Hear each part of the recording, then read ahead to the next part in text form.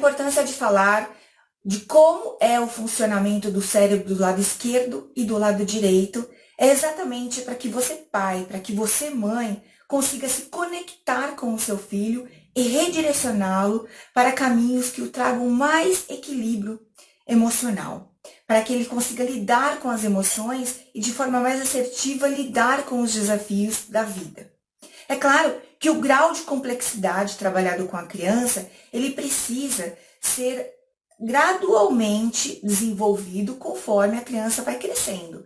Quanto menor a criança, mais simples são as situações e o seu vocabulário também.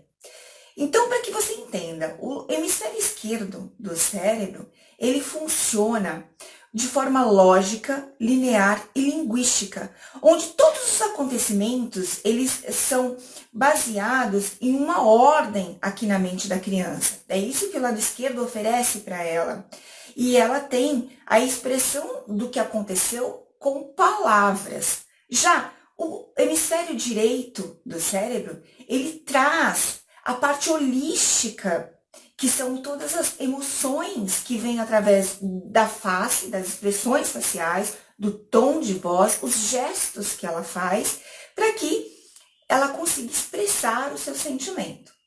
Como que os pais precisam entender esses dois cérebros, exatamente para que se conecte com o mesmo cérebro da criança no momento pontual? Por exemplo, se a criança não quer dormir, não escovou os dentes e ela está inquieta e você também está irritada, você fala, vá dormir agora e escove os dentes.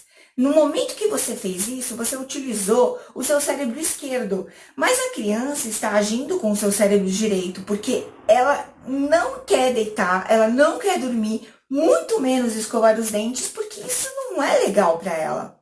Então, de que maneira que o pai vai conseguir a atenção do filho para poder educá-lo com os valores que tanto desejam? Exatamente usando também o cérebro direito para conectar, para criar conexão e aí então desenvolver um diálogo, sempre baseado na reflexão da criança, no pensar e o estímulo para que ela encontre soluções. Então, o que você vai fazer? Filho, eu entendo que não é muito legal a hora que a gente está assistindo um desenho, ou então conversando com o papai e com a mamãe brincando, a mamãe diz aí para você ir dormir. Mas amanhã você tem escola.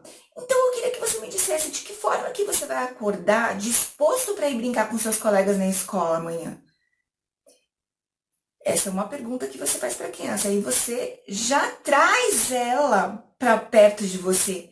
Porque você não impôs nada. Você está dizendo que você tem o sentimento de que realmente aquela situação não é tão legal e tão supimpa assim.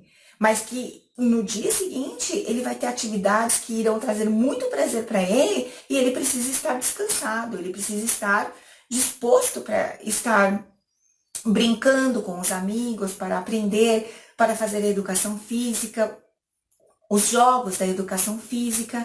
É muito importante que os pais tenham clareza em qual hemisfério do cérebro a criança está trabalhando, para que vocês consigam criar esses movimentos de diálogo. Mas é claro que existem situações onde a autoridade do pai ela tem que prevalecer. Porque senão a criança ela encontra como uma válvula de escape para fazer tudo aquilo que ela quer. E não é o caminho aqui. Quando uma criança estiver fazendo uma birra muito grande, principalmente perto dos outros, que é onde ela sabe que os pais sentem vergonha e que irão ou silenciar e calar e fazer o que ela quer, é onde o pai e a mãe têm que atuar. Tem sim que abaixar na altura da criança, retirá-la do local da birra, onde é o palco dela, que são as pessoas, e dizer, agora nós não iremos conversar sobre isso, mas em casa, ou depois que passar o seu nervoso, a sua raiva, teremos a nossa conversa. Nesse estágio, a gente já vem trabalhando e desenvolvendo a conexão. A criança falou com o hemisfério direito, você também. A criança falou com o hemisfério esquerdo, você também. Por exemplo, se a criança ela tem um ataque de birra porque ela quer um brinquedo de outra criança e ela não pode ter aquele brinquedo no momento, então o que acontece? Você pode também retirar a criança do ambiente das outras e falar, filho, o que você está sentindo? Me mostra. Você pega uma almofada ou algum objeto que ela possa manusear e diga, expressa para mim o que você está sentindo nesse exato momento. Ou ela vai esganar, ou ela vai esmurrar aquela almofada. O importante aqui é que os pais tenham a consciência de nomear os sentimentos da criança e principalmente contar a história do que aconteceu. Então você vai perguntar: filho, o que aconteceu lá com o seu amigo que você queria o brinquedo dele?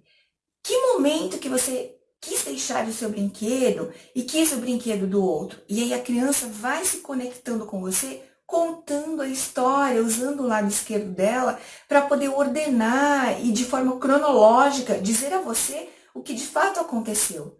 E quando você traz as emoções pontuais, quando que você sentiu a raiva do seu amigo? Em que momento você sentiu a inveja de querer o brinquedo dele e não o seu? Sim, nomear os sentimentos e as emoções. Quando nomeamos os sentimentos e emoções, é exatamente onde nós quebramos e cortamos todo o mal pela raiz, que são aquelas sequelas que vão ficando pelo caminho da vida, e quando adultos retomamos com o autoconhecimento por dores muito fortes emocionais de rejeição, não pertencimento, não empatia, e o sentimento de sempre querer escutar o reconhecimento do outro para se validar. Então, quando você conta a história, você está curando a criança e permitindo que ela se abra para infinitas possibilidades e resolva aquela questão da rejeição, do não pertencimento pontualmente. É muito importante que quando você se conecta com o seu filho, você utilize o cérebro que ele está atuando naquele momento. O cérebro ele tem um desenvolvimento até os 21 anos de idade. Então, por isso que existem esses turbilhões de emoções e sentimentos. Vamos dar aqui um outro exemplo. A criança ela tem uma festa, então ela não vai nessa festa porque ela está com febre. E ela começa a chorar e ficar muito irritada porque ela diz que a amiga dela é a melhor amiga para ela. E aí, então, ela vai arrumar uma outra melhor amiga. Então, nós estamos trabalhando aí com um medo irreal. Então, a gente diz: filha, como que você irá na festa e irá comer os doces, o bolo, brincar com suas amigas, com esse mal-estar que você está sentindo na garganta? Me diga, de que forma que você vai fazer isso com esse mal-estar que você está sentindo? E a criança começa a dizer para você, com o sentimento, com as expressões que ela vai usar muito lá do direito, com as expressões verbais de raiva, de indignação, de não querer ser substituída por uma outra amiga. E aí é onde você vai entrando.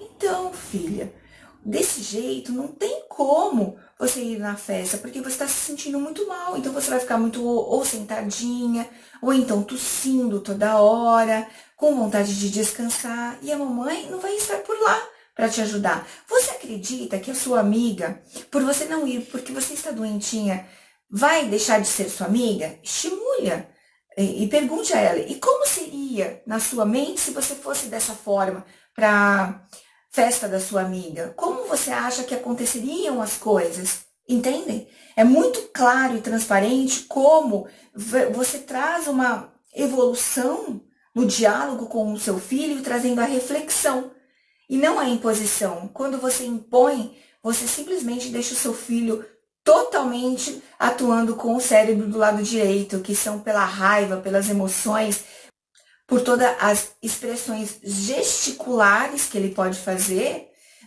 expressando o movimento interno dele como se fosse um vulcão em ebulição.